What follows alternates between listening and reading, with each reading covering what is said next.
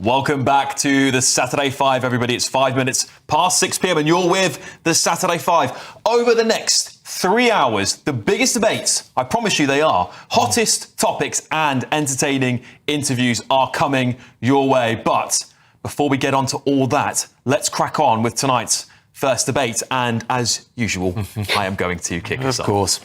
What's new there? Oh, of course. On a serious note, shocking footage recorded in Epping Forest has laid bare the truth about these far-left agitators, and I genuinely mean this. I think it's going to shock you. Epping Forest has turned into a war zone this week, and in my opinion, there are serious questions about these far-left agitators who keep showing up at every protest, escalating tensions, and then, miraculously, they just disappear, don't they? Well, after reports of multiple alleged sexual assaults by a newly arrived migrant, who denies the allegation, of course, local residents gathered to rightfully and peacefully protest their outrage at an illegal migrant hotel in Epping Forest in Essex. Sadly, the protest turned violent. And let's be clear, that does nothing to change minds. It only fuels those looking to cause chaos. And I strongly condemn violence, and anyone who genuinely does care about this matter should do the same. But the big question I want to ask is this.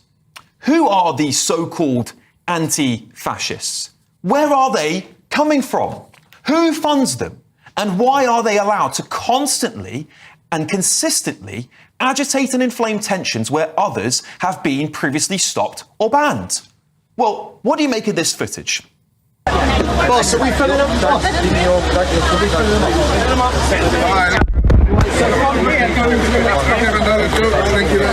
If these are locals, why are they getting in a police car? Why are they getting in police cars? Why don't they just go home if they're local?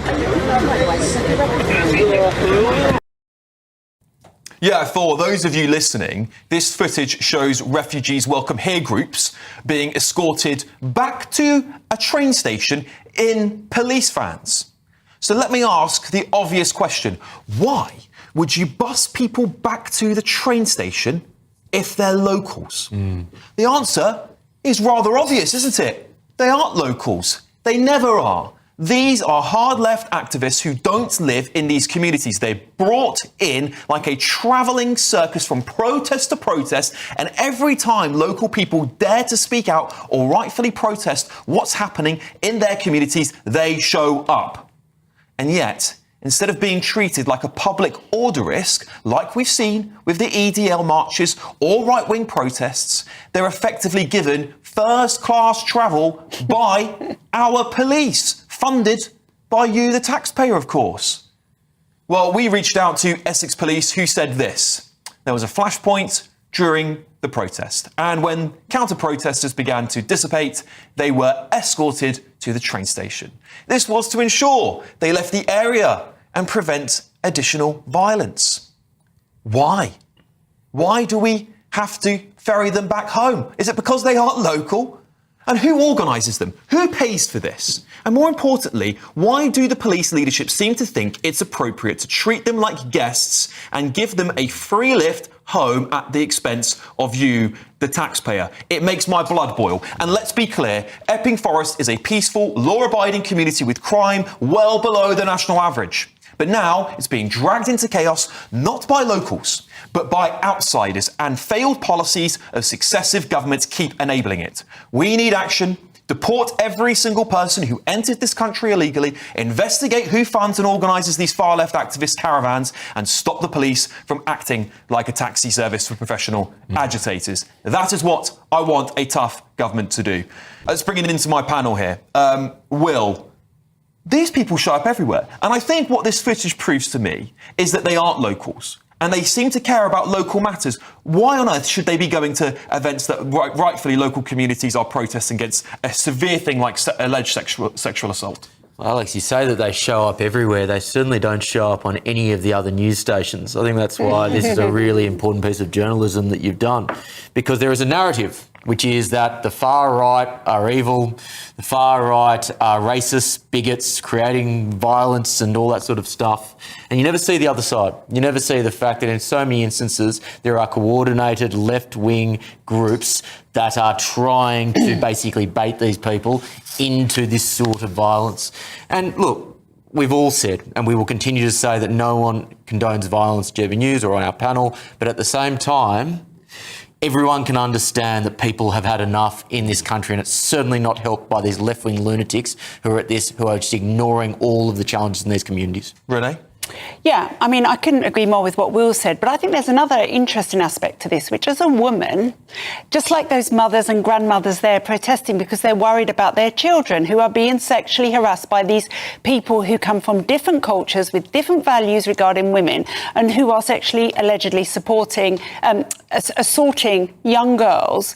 Whenever we want to speak up about sexual violence against us, these people, this left group, and many of those signs were from people like Socialist Worker, shut us down. As women, we are not allowed to say we feel like we are in danger, and we do. We are in danger.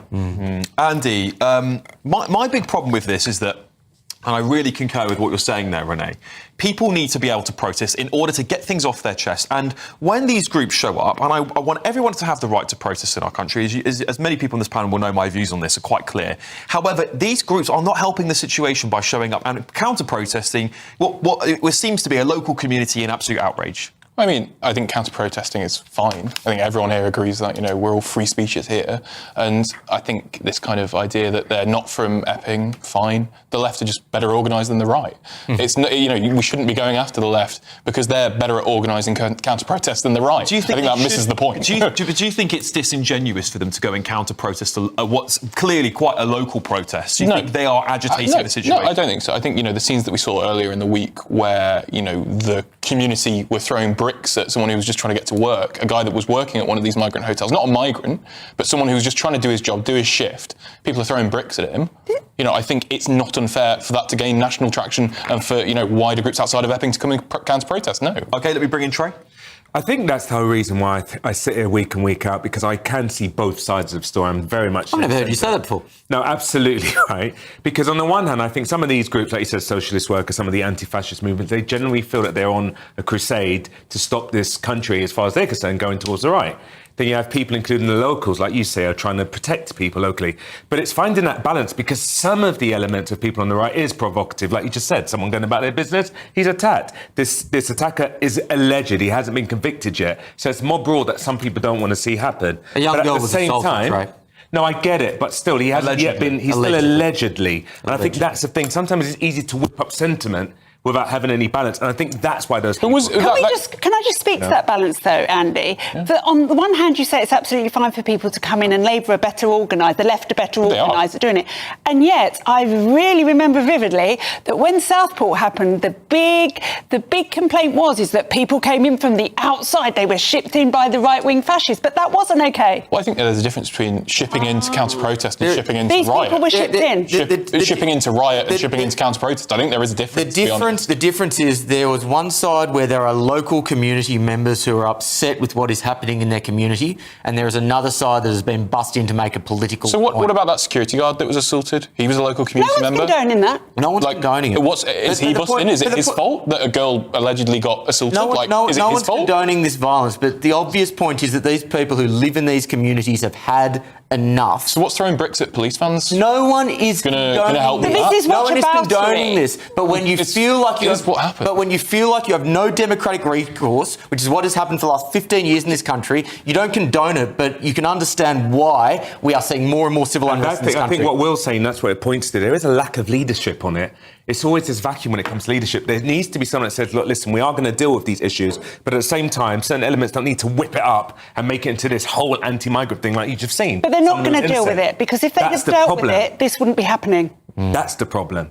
Yeah, it seems to me that it's OK when the left go around and bus people around the country. Although I think it's really disingenuous for them to do so, because I believe these are local issues and local people should be able to, if the general consensus, let's say 99% or 90% of the locals are really angry about something, by bringing in counter-protesters, what you're doing is trying to create not only agitation, but you're trying to silence, but you're also trying to you're trying to make the situation appear like it's more divided than it is. And that isn't true to the facts. But also, did you see that bloke who got his teeth knocked out by the riot police? Because I didn't see that. Because he was being told to go back, and he kept agitating the police. Okay, shocking. Right. That would never have happened to the counter-protest. It just never would have happened. We've got to be... I apologise, I also want to correct myself. I did say Epping Forest, I meant Epping. I beg your pardon, everybody. I've just been to Epping Forest a lot. Right. Have you? Moving on. Yes. You're doing an Epping Forest, I do go to Epping Forest quite often.